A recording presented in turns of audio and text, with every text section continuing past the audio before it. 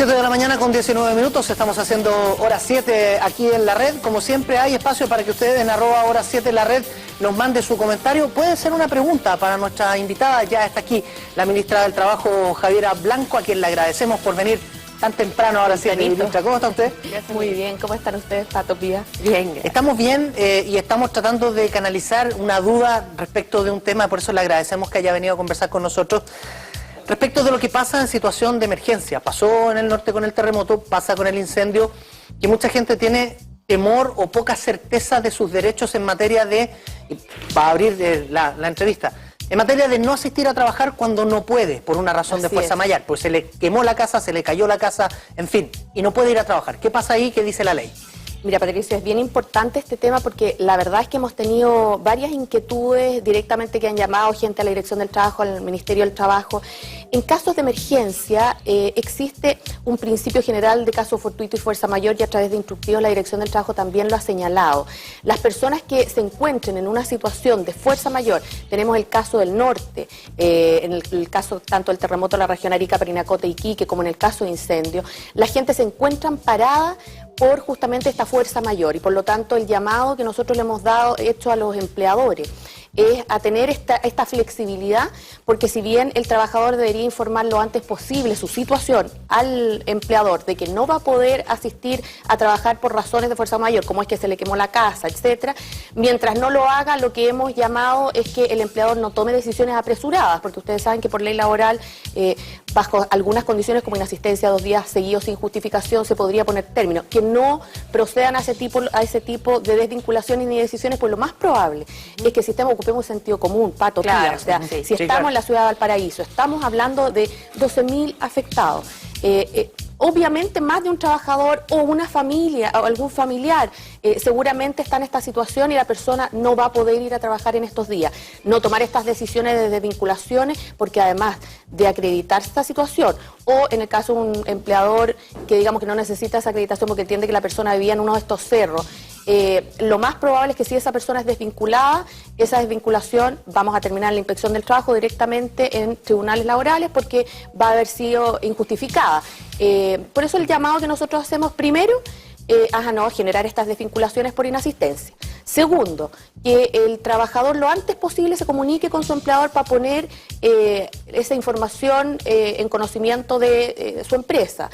Lo tercero que estamos diciendo es, ojalá tengamos también el criterio para no generar descuentos. Lamentablemente, esta misma teoría del caso fortuito aplica en ambos casos. Si bien al trabajador no se le puede desvincular, al empleador tampoco se le es exigible el pago de esos días. Lamentablemente digo porque vamos a estudiar algunas alternativas legales para poder revertir esta situación, pero estamos esperando que eso no ocurra.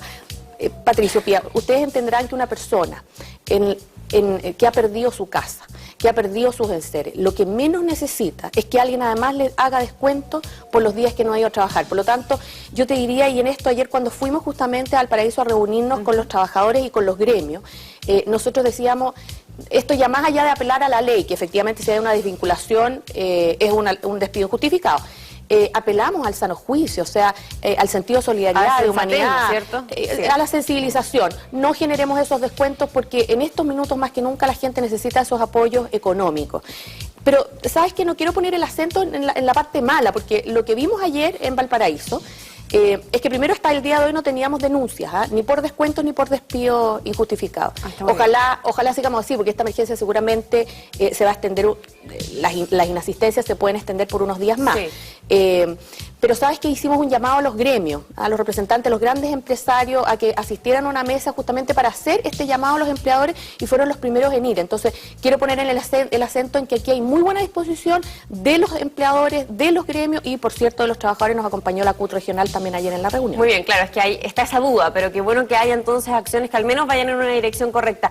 Pero hay personas también, ministra, estuvimos allí en terreno conversando, algunos trabajaban en sus casas, sí. Tenían maquinarias, por ejemplo, hacían uniformes, otros vendían algunas cosas y allí entonces se perdió una fuerza de trabajo. ¿Qué pasa? ¿Hay un plan de contingencia por parte del gobierno para estos casos donde el trabajo estaba dentro del hogar?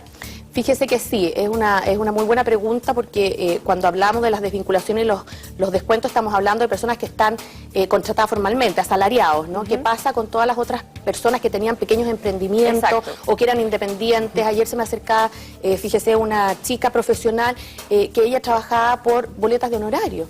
Si no está yendo a trabajar, no produce. Bueno, en estos casos lo que el gobierno ha dispuesto y la presidenta Michelle Bachelet nos ha enfatizado mucho, la coordinación de todos los ministros que tenemos distintas herramientas para ir en ayuda a estos casos.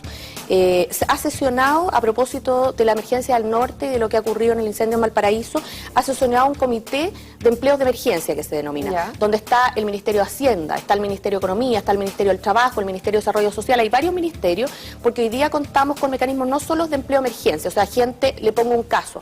En Iquique, por ejemplo, tenemos el caso de los portuarios del puerto público. Ustedes saben que hay un puerto público y uno privado. En el caso del público quedó muy deteriorado. Esta gente lamentablemente va a ver afectada su fuente laboral y hemos ido con algunos programas de empleos de emergencia. Tenemos alternativas como programas de capacitación con mantención. Están alternativas de FOSI para la gente, por ejemplo, que perdió la maquinaria en su casa, alguna máquina que le permitía alguna fuente laboral. Para eso hay alternativas como el FOSI. Para el microemprendimiento tenemos el Ministerio de Economía con alternativas como Cercotec o Corfo. Lo importante aquí, y que es lo que el énfasis que pusimos ayer justamente con los empresarios y los trabajadores, hacer un buen catastro para poder identificar cuáles son las fuentes laborales, qué tipo de ayuda necesitan estas personas y esas herramientas ponerlas a disposición de la gente. Ministra, Cecilia Mirabal le escribió a @hora07 de la red, dice: mi jefa nos empezó a llamar que tenemos que ir a trabajar. A nosotros se nos quebraron las cañerías, dice, pero tuve que ir igual. Al parecer, claro, hay una situación precaria en la casa y tiene que ir. Además de la buena disposición que usted nota en el ambiente, pensemos en el que no lo tiene, en el caso, si se quiere, excepcional, lamentable, de falta de criterio y que no hay esa flexibilidad. ¿Dónde va el trabajador? ¿Dónde puede quejarse? ¿Dónde tiene que informar la situación? Mire, la Dirección del Trabajo lo ha dicho, se encuentran amparados por esta situación de fuerza mayor y caso fortuito y por lo tanto no les serían exigibles las asistencias a trabajar. En esos casos, cuando no hay una comunicación expedita, y que lo lamentamos mucho, Patricio, de verdad, a mí me cuesta creer que existan situaciones de empleadores hoy día en la quinta región que espero sean los menos, de personas que han perdido la casa y que además hoy día, estamos a día miércoles, o sea, han pasado 3 días de las personas que están viviendo en albergue y que estemos en esta situación. Lamentable. En esos casos, la sugerencia es que se puedan comunicar con la Inspección del Trabajo, que está en la calle Blanco, en Valparaíso, y que puedan dejar constancia de esta situación, porque la verdad es que esa persona no podría ser desvinculada acreditándose que está en estas situaciones, como les digo, amparadas en fuerza mayor o caso fortuito, que es el caso del incendio, que la persona perdió su casa, está en un albergue, no tiene ojo. Muchas de estas personas, dado que los albergues están en las escuelas, los niños no están pudiendo ir a la escuela, digamos, asistir regularmente, y por lo tanto muchas jefas de hogar no pueden ir a trabajar si tienen a los niños en la casa. Esas causales ameritarían una justificación suficiente y por lo tanto el empleador no debería proceder a la desvinculación. Si eso sucede, porque no podemos lamentablemente esperar de todos un buen entendimiento, terminaríamos en la Inspección del Trabajo con una denuncia o un juicio laboral por desvinculación injustificada. Ministra, un buen ejemplo puede ser Iquique. Yo no sé si ustedes tienen un catastro o una suma de cuánto descriterio hubo en Iquique a partir del terremoto. Mire, por suerte, yo quiero ser positiva en esto. No hemos tenido tantas denuncias como se podrían haber tenido. Llegamos a tener 12 denuncias, pero por otras razones. En el caso de Iquique, en algunos casos fue principalmente por las deficiencias al momento de la evacuación, cuando hubo alerta tsunami. Yo le quiero decir que hoy día existe una norma en el Código del Trabajo, que es el artículo 184, que le exige al empleador el deber de protección a los trabajadores. Y eso implica que en todas las empresas, y esto es algo que ya ha empezado a hacer nuestro director del trabajo a nivel nacional, un programa de fiscalización preventiva, porque la mayor parte a veces de las empresas cuentan con planes de emergencia, pero la gente no los conoce. No les voy a preguntar aquí si ustedes no conocen el plan de emergencia de este canal, porque me imagino que todos los que están aquí saben por dónde se debe evacuar, etcétera. Pero sabe que es muy frecuente que en las empresas se tengan los planes de emergencia, pero en el cajón, pues. Entonces, los trabajadores no saben cuáles son las vías de escape, hay que tener responsables por sector. Entonces, en los casos de los terremotos, la mayor parte de las denuncias tiene que ver con deficiencias o de evacuación o de seguridad en los trabajadores en el lugar de trabajo. Han sido distintas las denuncias más que descuentos o despidos. Esperamos que cuando venga una próxima vez acá y ustedes me pregunten si tuvimos registros de denuncias de esta situación, esperamos que no sea así en Valparaíso, porque apelamos al sentido común y a la tremenda solidaridad de los chilenos también en estas materias. La ministra del Trabajo, Javiera Blanco, en conversación con nosotros. Muchas gracias por venir ahora a 7, ministra. Podríamos evacuar ahora mismo si fuese necesario. ¿Y quién es el responsable? ¿Sí? Me imagino que Patricio, ¿no? Yo estoy a cargo. ¿Cuánto lleva la batuta? Aquí, ministra.